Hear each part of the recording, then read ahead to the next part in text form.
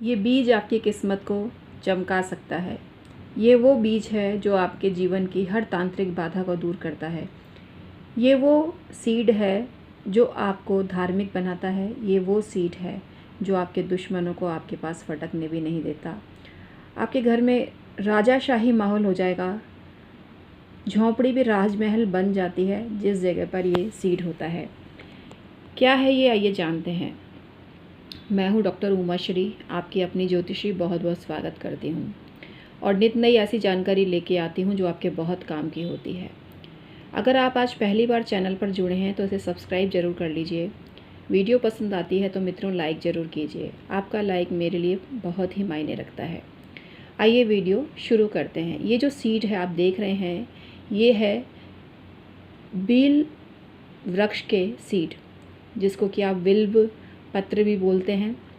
बिल्व पत्र तो आपने सुने ही होंगे, जिनको एक बोलचाल की भाषा में बील पत्र कहा जाता है और ये शिव जी पर चढ़ाए जाते हैं श्रावण मास में, तो इसका विशेष महत्व है।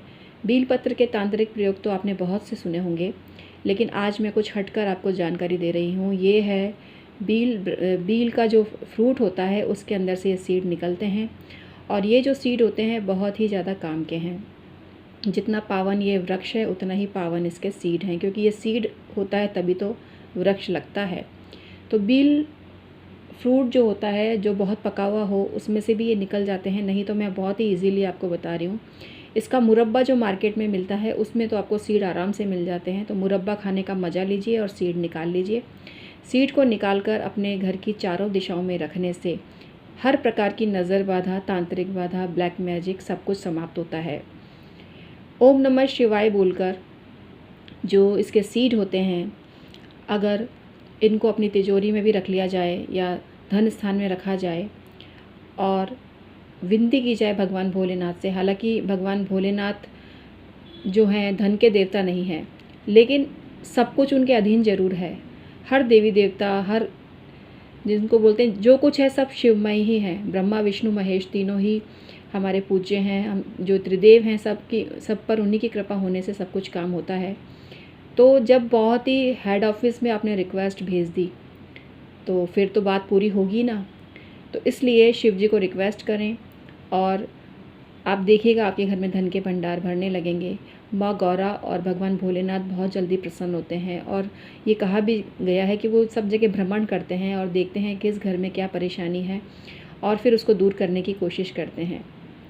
कई बार तो उनका वार्तालाप ये भी होता है कि सभी जगह दुख और परेशानी है तो क्या सबको कैसे दूर करें, इंसान को अपने कर्म तो भुगतने पड़ते हैं, लेकिन फिर भी वो कृपालु भगवान, वो कृपालु माता ज़रूर दूर करते हैं। तो ऐसा कहा जाता है जो बिल्व वृक्ष होता है उस पर भगवान शिव की कृपा होती है। जिस तरह से रुद्राक्ष का पेड़ बहुत पवित्र माना गया है, उसी तरह से बिल्व वृक्ष बहुत ही पवित्र माना गया है और इसको घर के ईशान दिशा में अगर लगाया जाए तो बहुत ज़्यादा अथाह धन संपदा, राजसी वैभव देता है।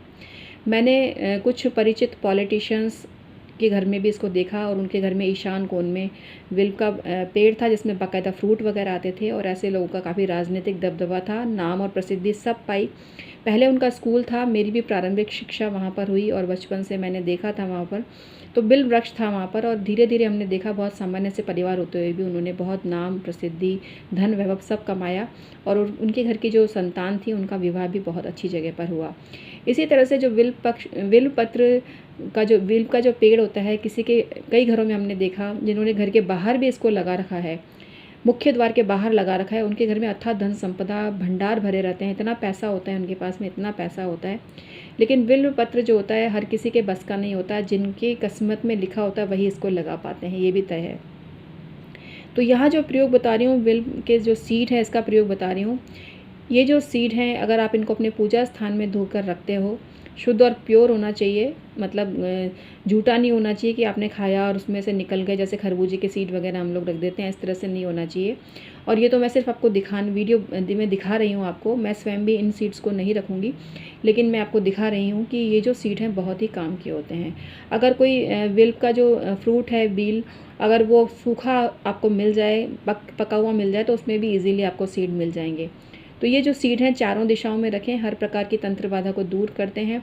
अगर इनको आप अपनी रसोई में रखते हो तो धन के भंडार भरे रहते हैं।